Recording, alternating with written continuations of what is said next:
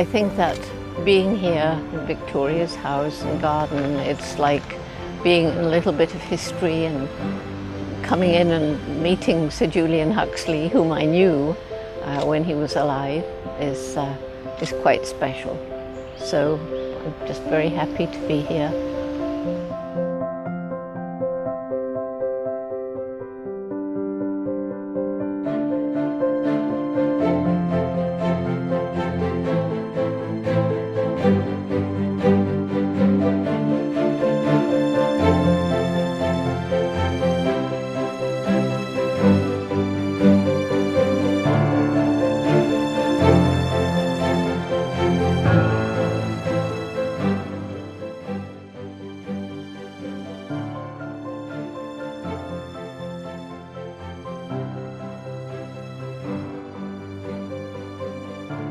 Immediately see the relationship with UNESCO and what we're trying to do with a great deal of the work that the United Nations does.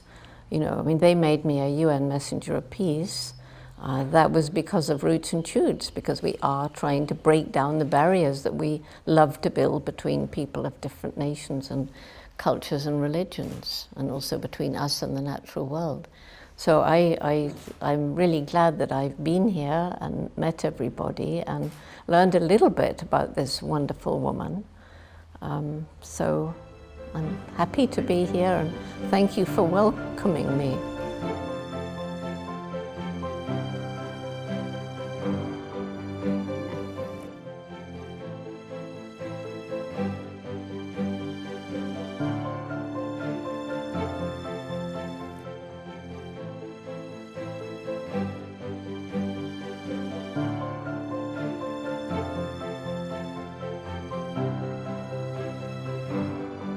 Although a great deal of human behavior is part of our evolutionary heritage, an awful lot of what's going on today is culturally determined. Sometimes there are religious beliefs behind it which turn fanatical. And an awful lot of it is to do with corporate greed. There's no question but that aggressive tendencies we have shared those with chimpanzees along our long evolutionary pathways, starting from a common ancestor about 6 million years ago. So we are a mixture. We're a mixture of our inherited behavior from the past, and we seem unable to cope with these new cultural influences which are impacting our lives in such a negative way right now.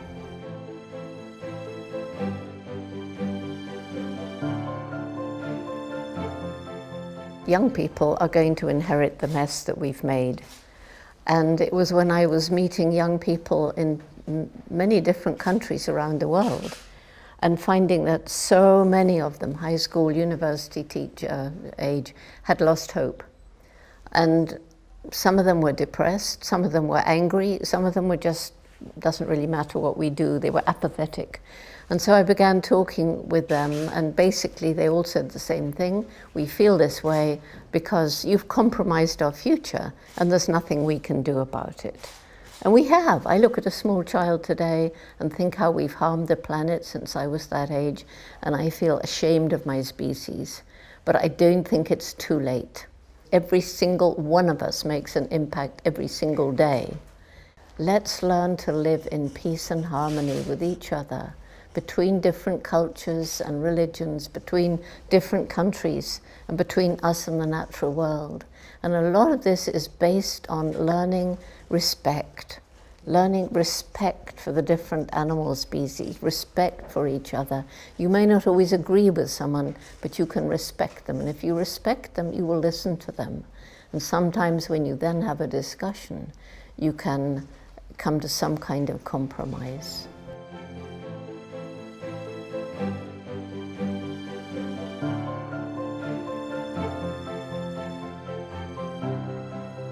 I think scientists divide themselves into two sections. One who are absolutely immersed in the science and they're not really completely aware of anything else that's going on around them. And then the other scientists who, well, I could take myself as an example. I began studying chimpanzees in the forest, doing a dissertation, learning about ethology, animal behavior.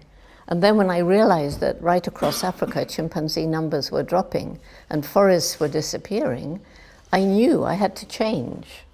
And it happened overnight. It happened without a conscious decision. I was a scientist one moment and I was an activist the next. There's a huge role that technology, scientific technology, can play in getting us out of the mess that we've made. We need to think of clean, green energy and all the different ways that we can live in greater harmony with nature because of technology. Scientists have a huge role to play. If we just take climate change, and the 2,000 or so scientists who took part in the Stern report on climate change, the huge advances that are being made in measuring the amount of CO2 stored in the different kinds of forests, the different kinds of trees in the forest soils. And there are so many ways in which scientists are contributing to helping us understand the mess we're in, and then in some cases helping us to find ways out of the mess. And it's all different kinds of scientists. Huge role for science to play. But it's not just science. We have to get together with all this, the business. It cannot go on business as usual. We have to find other ways of doing things. And that won't just be scientists. So we all have to be in this.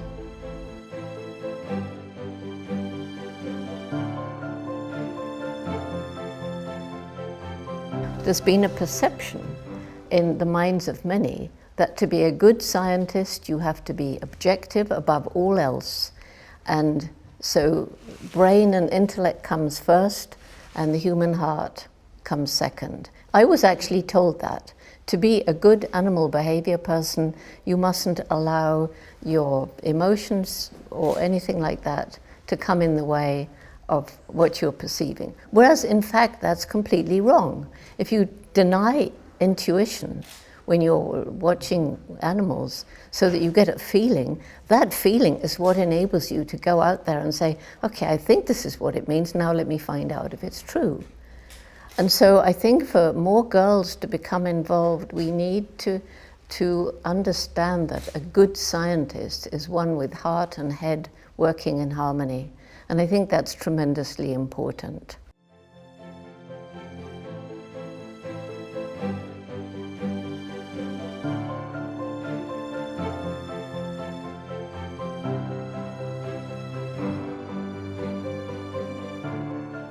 There's an awful lot in textbooks today about paleoanthropology and primatology today, but they are divided into two distinct, in college you do one or the other, you don't do both. I was lucky. I held these fossils in my hand, and I've seen the hominids that have been discovered recently in South Africa, very exciting. And linking the two together, it's something that I've been doing ever since I began studying chimps, is finding the similarities between us and chimps, which are huge, but that gives you a standing ground to say, yes, but we're different, so what is it that makes us different? And I think that's really a fascinating way of thinking about chimpanzee behavior, helping us to understand who we are and how we got here.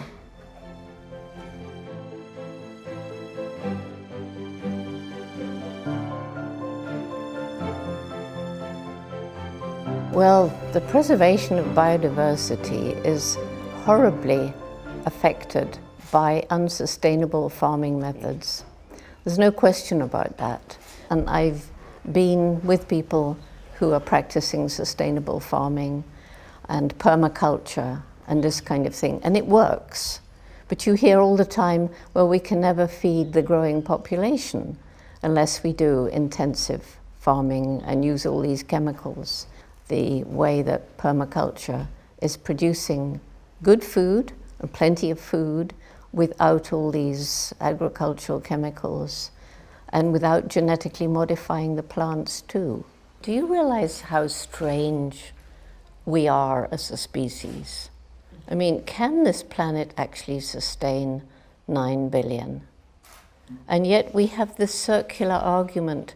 We have to do things which risk poisoning people and the environment in order to feed the people that actually in the long run will not be able to be fed.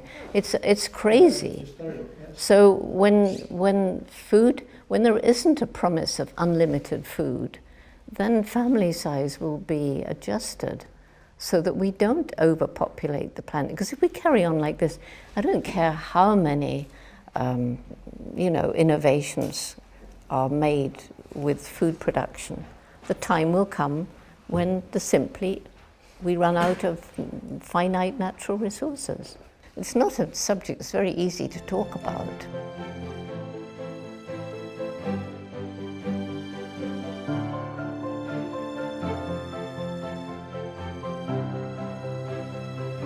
Gombe National Park. Mahali National Park is further south, and in between there's this huge area where there are actually the most chimps, one big, huge ecosystem. And there is a lot of people living there with their cultures, and I think that this would make a fantastic World Heritage Site to protect the biodiversity there.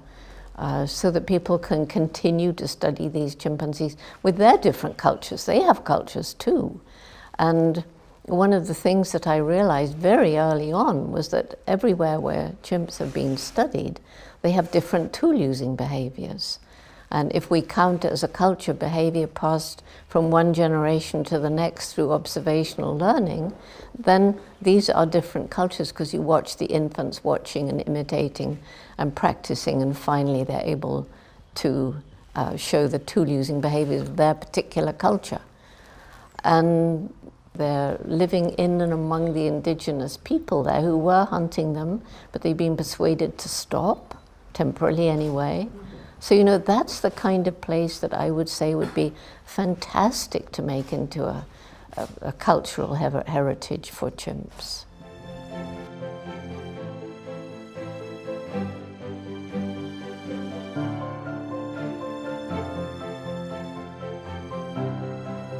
Well, I'm not your typical scientist, I suppose.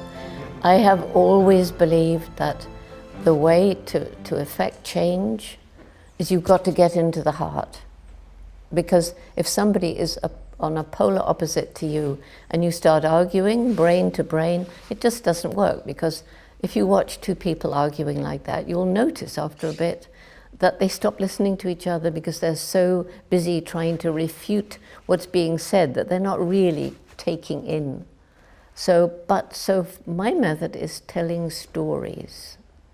If you tell a story, which is a relevant story, and you can get into somebody's heart, and you're not confronting them, and you're not making them feel that they're capitulating, but you leave them with change. And I know it works because people have told me so many times.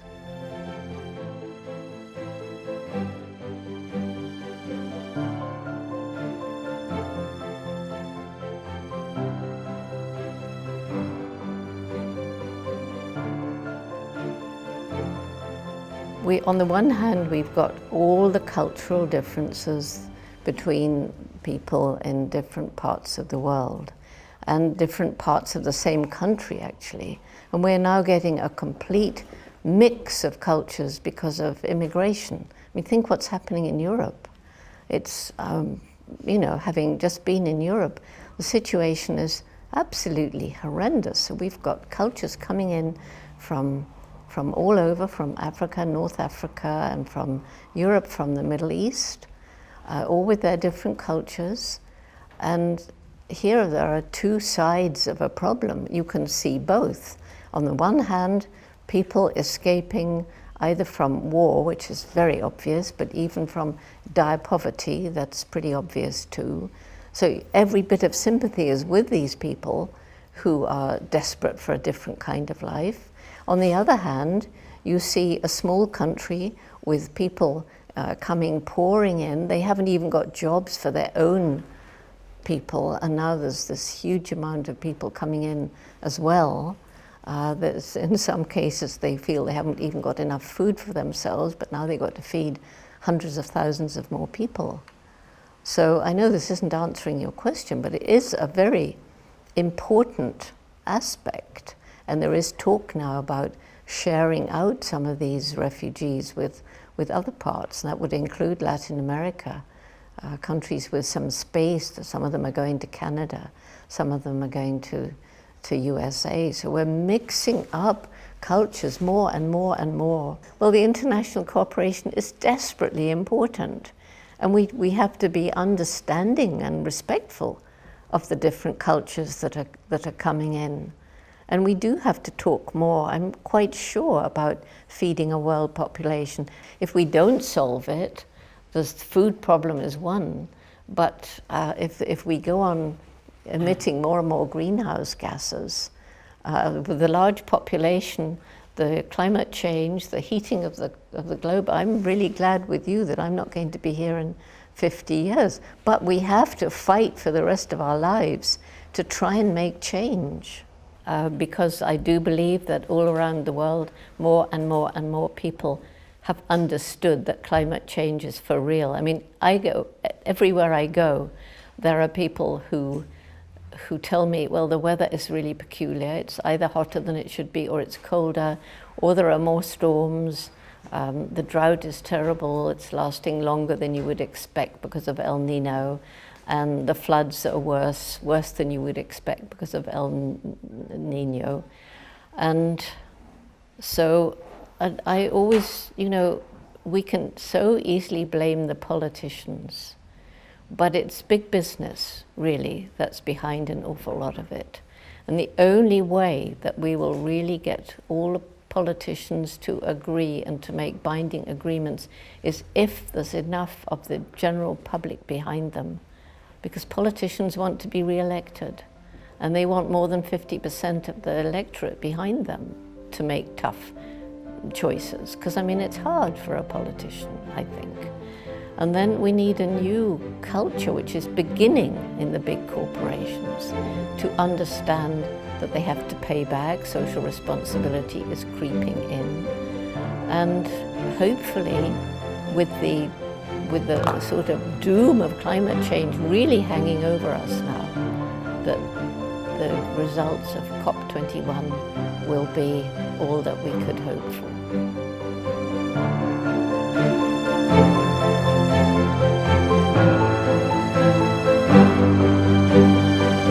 This is Jane Goodall, and I know that you're here. You're visiting this beautiful house and these beautiful gardens, and the future is going to be yours. So I really hope that you will understand that you as an individual matter, and every single day that you live, you make an impact on the world around you, and you've got a choice as to what kind of impact that you're going to make. And so I really hope that you will get involved in projects that you're passionate about, whether it's to help animals, or whether it's to help the human community, or whether it's to help the environment. And I hope that you'll understand the importance of respecting each other and respecting other animals and respecting the environment. And don't get into arguments, but just listen and learn and think about what you've learned, and then maybe you can find the best possible way to live your life in the future. I'm sure that you will.